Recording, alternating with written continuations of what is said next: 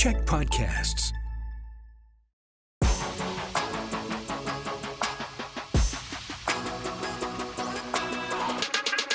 Hello and welcome to Mike Check. I am Joe. Over there is Kyle, and today another edition of Storytime.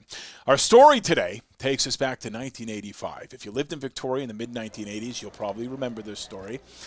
Mark Sutton was a young man who decided to spend 488 days atop of a pole at the intersection of Store and Herald. He wanted the Guinness World Record for pole sitting, and Mark got the record, but he didn't get a lot of love. Today we're going to talk about this story. You're going to hear from Mark. I'm lonely.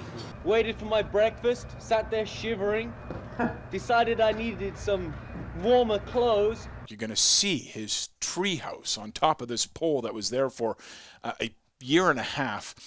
We hope you enjoy the story of Mark Sutton, the pole sitter. This story begins in February 1984. Okay? And it takes place right outside the Value Village down in Old Town Victoria. You know the Value Village? Yep. Right down by Capital Iron, that big parking lot there, that kind of area. Yes. Okay. On the southeast corner of the Value Village building. Southeast. Yeah, that's right. Yep. So that would be the corner that's right next to, I think it's called Chinson Co., which is the closest to the street there. Yes. Yeah. Right on the corner there. Yep. That is ground zero for this story. Now, back in the mid-'80s, that building where Value Village is, it was actually a market. Oh. Very similar to Granville Island, if you've ever walked around Granville Island. Really? Actually, Hillside Shopping Center also had a public market like this as well. Wow. Where you could go in and walk around. But in the 80s, the Value Village building was a big market. Now, Mark decided that he wanted to break the world record for pole sitting. Love it. Now, when I hear break the record for pole sitting, I think a guy on top of a wooden pole just sitting on the pole. Same. Or like a flag pole that you're just like hanging out yeah, on top of. I think like a piece of lumber, like you know when you see, I guess, docks where boats dock, and they've got just sort of a piece of like a post. Yeah, like a post in the water. Okay, yeah. I'm imagining someone just standing on top of that post. That's kind of what I was imagining too. Yep. That, I guess, you don't have to do that to set this world record. Thank goodness. So what he had constructed, he built this? Yeah, I don't actually know if he built it or if I'm assuming he got some help with it. But it seems like a kind of thing you need a permit for or something, eh? Well, it was the 80s. It was the 80s. Okay, so Mark was 24. Let's just take a step back. Okay. Mark was 24 years old. All right. Okay. And he had this dream to set the world record for pole sitting. Now, I told you about the pole and sitting on your bottom because don't think just a guy standing on top of a pole or sitting there. Okay. What they constructed. And Mark had the backing of the market. That's key. Okay. All the shops inside the market, they were on board. They kind of rallied behind Mark. And from what I can gather, Mark was a little bit out there, a little bit different. A bit of a character. Yeah, a bit quirky. I mean, you have to be to want to set a world record for pole sitting. Totally. Okay, and we're talking he's going to be up on this pole for over a year if he wants this year. record. Yeah. He ended up staying on top of the pole for 488 days. Oh my gosh. All right. But what was constructed was essentially a tree fort. Think just a very basic treehouse with four walls, sort of plywood base on top of a pole. Yeah, it was a 2.5 square meter platform. Okay. And then he had a tent inside. Okay, so kind of a safety situation. He won't fall off of the platform. Yeah, there was walls with cutout windows that he could look out. Cool. And then there was a roof on top. All right. Oh, it did have a roof. Okay. It did have a roof on top. So he had a tent up there. Nice. So February 29th, 1984 is when this mission starts to set the Guinness World Record for pole sitting. That's when he climbed the ladder and went up into the tree fort. Good luck, kid. Okay. Bye, John. Sure you'll make it. You bet. Okay. Wayne, you know I will. Give Uncle Wayne and find a structure in the back. Somebody's got to do it. Originally, this was pitched by Mark as a fundraiser. He wanted to raise money for the Canadian National Institute for the Blind, CNIB, all right? Okay. Now, one of the reporters back in the day had a great line. He could be likened to the Rodney Dangerfield of fundraisers. He didn't get a lot of respect, nor a lot of money. Somewhere along the way, Mark had a falling out with the CNIB. Uh-oh. And that's when the Canadian Paraplegic Association got on board, and Mark wanted to raise money for the Paraplegic Association. So that just goes to show you, I think, that this effort wasn't totally smooth. Right. There Was were- he already up there when this transition Yeah, happened? I believe he was. Oh. And there was challenges right out of the gates on, how he would get money. I think that fundraising was a real challenge. I mean, Yeah. once you're up on the pole, Yeah. how do you talk to people? I mean, Because there's no internet. It's not social media. You can't post it online. no. 84. And most of the time when people connected with Mark, they just yelled at him from the street. I mean, this is a young reporter yelling up to Mark, asking him how he's feeling being up on the pole. I've been up here a long time. Looking forward to getting down. What's the worst thing about being up here for so long? I'm lonely. I need a woman real bad. Once I'm finished this, I'll be the only man on this planet that has done this. So, I sort of feel good, knowing that I'll be the only one that's done it. I miss going for walks. I miss going swimming. I just miss freedom, being able to walk around like everybody else does and do what they want to do. Isolation sort of makes you really enjoy those things. I can't imagine what it would be like to be on a pole for 488 days. Is part of this that he can never come down? He never comes down. So he has a bucket where he does his what, Yeah. and it gets lowered and raised. No. Yeah. So does he have like a team of people helping him? Yeah, he did have a team of people because I know that the businesses that were inside the market, Yeah. they provided meals to him. Okay. So they were hauling up free food daily, and they also gave him a $50 a week stipend. That was from the merchants. So the market was very much in favor of this, and Right. I almost think, and again, it's hard because it was so long ago, Yeah. but I almost think that they thought this would be a good way to get people Right. Come see the guy on the pole come and down, shop see, in the see market. Mark on the pole, and then Yeah. shop in the market. Yeah. But Mark had a tough time. Like, you just heard how he was lonely up there, but there were people that would, late at night, they would throw rocks at him. At one point, someone threatened to cut the pole down. What? There was a letter in the newspaper at the time from someone saying that, Mark, it didn't matter how long he spent up there, he couldn't beat the real record holder, which would have been set by a monk back in the 6th century, who I guess spent 45 years on top of a pillar in Syria. Yeah, so there was pushback. Right. One, what is this guy doing? Two, why should we care? And it's just quirky, right? We see so many fundraisers, but I do think this is an incredible feat Oh, to yeah. spend 488 days alone in a treehouse. I keep calling it a treehouse. It's on top of a pole. A pole but house. But it's a treehouse, right? Of course, he spent a winter up there, and it got very cold. I woke up and I climbed outside of my tent. I had to shovel about this much. When I opened my tent up, I had to shovel about this much of snow out of the way before I could even get out of my tent. I went to see if I could turn my water on to have a wash. It was all frozen solid. Then I started shoveling all the snow out. Waited for my breakfast, sat there shivering. Decided I needed some warmer clothes. And before you know it, thanks to June Brothers down the street, they came by and brought me by some thick ski pants, a nice polo neck sweater, a toque, but I'm not wearing that right now because it's not too windy. I'm doing pretty good. To everybody out there that's listening, Happy New Year, and let's make it a good one. And as time passed, I think that a lot of people in town kind of forgot about Mark.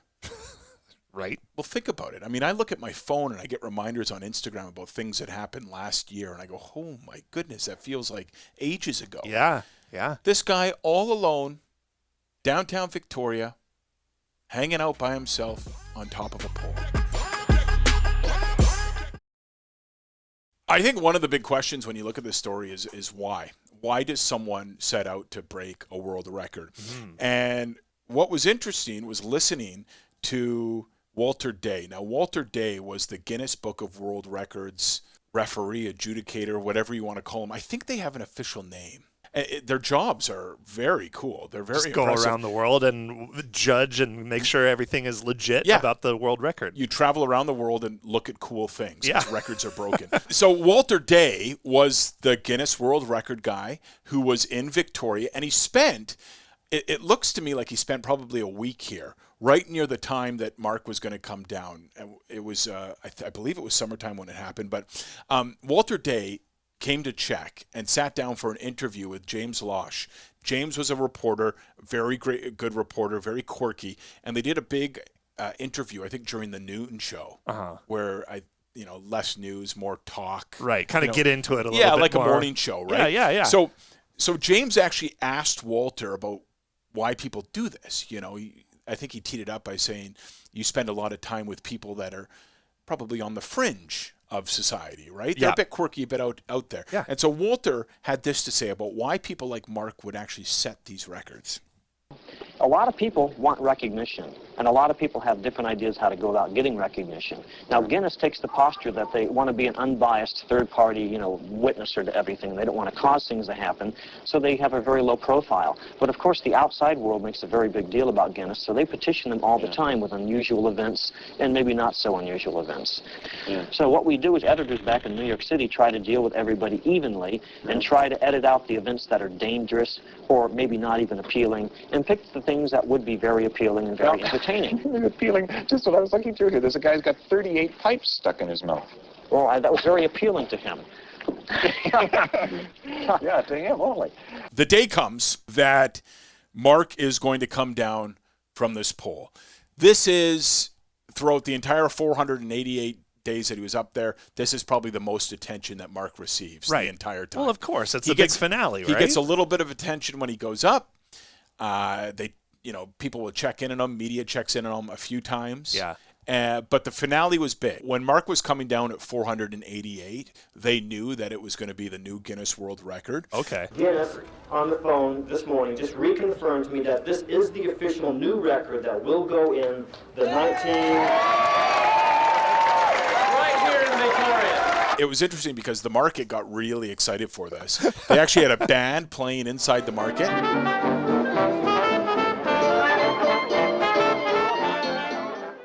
They had a big cake there.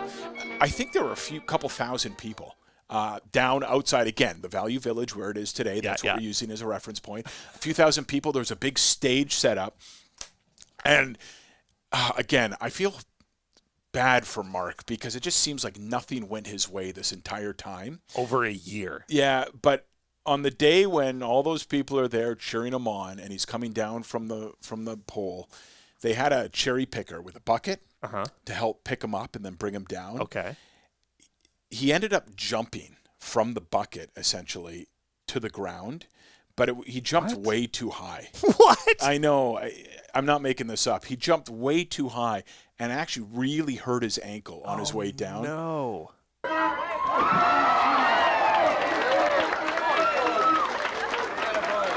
on. I'm waving all over the place here. Somebody look at over the stage here. My ankles weren't ready for that big drop there. Okay, if I fall over, pick me up, okay? Jeez, my ankles are aching up. I jumped. How high was that? Come on, Mark. Hurry up. Wade right through. Look out. Talk to them later, Mark. Let's get it going. It's so Mark, though. I mean, he struggled to get people to support him in this journey. Mm-hmm. Finally, he has the city out cheering him on, and he bangs up his ankle. Golly. And he's in pain trying to answer these questions about what he's going to do with his life now that he set this world record. Yeah. My other hopes include a future with a good job. This above all, when I went up last February, I had no job, no prospects for the future. I now feel like there's a chance to start a new life. All right. I should also mention that before Mark went up the pole and before he was being cheered on by thousands of people, he didn't really have much going for him. Mark was on welfare. He didn't have a job. He was just sort of scraping by. So for Mark, this was a big deal. Getting cheered on by any number of people is a big deal. Mm-hmm. And I think that he realized how quickly, you can be in the spotlight and then in an instant everything can change. Yeah, those 15 minutes of fame. Yeah, he ended up raising about $20,000. Oh, that's good. Yeah, in the end, when all was said and done, and that money again went to the Canadian Paraplegic Association. But when he was up in the pole, I mean, somebody said Victoria Council should declare, I believe it was May 15th, is Mark Sutton Day. They didn't do that. They voted against that. They did give him, I believe, $1 a day while he was up there. So 488 days, $488. That seems pretty minimal, no? Yeah, but again, it just speaks to how hard it was for him to rally some support. Yeah. After he came down from the pole, it was very difficult to get any information into what happened to Mark. Where did he go? And from what I can gather, he didn't want anything to do with being in the spotlight. Well, after all that, kind of just put his hands up and I'm going back to anonymity kind of situation? A reporter in 1999 for the Times-Colonist did get in contact with him, and Mark at the time was not happy with media. He didn't want anything to do with being in the spotlight. So, you know, I hear that and I go, well, maybe we should just let him be, leave him alone.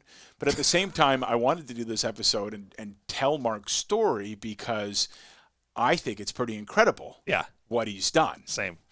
And so somewhat nervously, I decided that maybe we should make a few calls and see if we can get in contact with Mark. At the very least, not to bug him, but just to say, hey, congratulations. You know, we think what you did was pretty cool. Yeah, we like your story. We want to kind of tell it to more people now. Yeah. I had read that he got a job working for a Nissan dealership. I think it was actually an Infiniti dealership in Victoria. And along the way, I think he moved to Vancouver. Mm-hmm. And this was sort of mid to late 90s in there. And then he falls off the face of the earth. We don't hear from him. We don't know what he's doing. I haven't been able to come across anything. Mind you, I haven't dedicated my entire life to this, right? But I have dedicated a little bit of time. I'm happy to say that we were able to get a little bit of information on Mark. Just a hint, but enough. Just a little bit of information, and I do think it's the perfect bow on this short story into Mark Sutton and his time spent on the pole. We called Southside Nissan randomly in Vancouver. I believe it's on Marine Drive, Southwest Marine Drive in Vancouver. And I got in contact with a guy by the name of Jerry Scarfo. In fact, I'll tell you what. Have a listen to this conversation with a couple of strangers who work at a Nissan dealership in Vancouver. The second dealership we called, too. Yeah, we got pretty lucky. Thanks, Mike. Nissan, how much you call? Hi there. A bit of a random question for you, but I'm wondering if there is a gentleman by the name of Mark Sutton who works at your car dealership. He'd be an older gentleman, probably in his, 60s by now, if he does still work there. Nope. Nope. No Mark Sutton. You've never heard the name. I believe I do. One sec. Here, Mark Sutton. You know where he went? That's how many years ago? I don't know. Mark Sutton? Yeah. Oh, okay. No, he's been here, he's gone a long time ago, probably 19 years. Jerry just said, I think he went to the islands, but... Oh, he went back to the island. Yeah, his family's back on the island, apparently, according to Jerry. He's been here 50 years, so... Can we talk to Jerry? Hello. Hi, who's this? Jerry, I was his manager 100 years ago. Thank you for talking to us. I mean, this was completely random. I really wasn't expecting to get in contact with anyone, but we're doing this podcast episode where we look at Mark Sutton, and what he accomplished. And can we ask you what he was like when he worked there? Any memories you have of Mark Sutton? He was a great worker. He was our lot guy. He cleaned our cars. He was a really, really good at that. And I worked with him for probably 5-6 years, I guess. Like I said, we're talking a long time ago. One of the things that stands out to me, Jerry, from his story is that I don't think, he got some of the credit he thought he deserved for what he did. I mean, 488 days in a treehouse, essentially.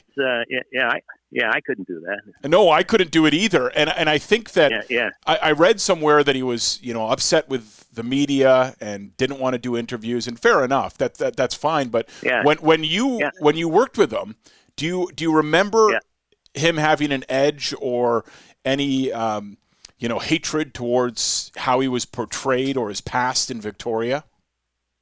No, he had an edge, but he never. I don't remember him ever bringing that up there. It's so long ago. We're talking like '97. Yeah. way back then. Well, it's great to hear that he was a good guy and a hard worker, and that you have fond I memories. liked him. Yeah, he was a good guy, and he was probably, if not the best, one of the best lot man we ever had. He was very, very. He took pride in his job. I mean, that was his job, and that's what he did. Jerry, thanks for the time. Appreciate it. Okay. All right. Take care. Take care. Bye-bye. Bye-bye. Wow.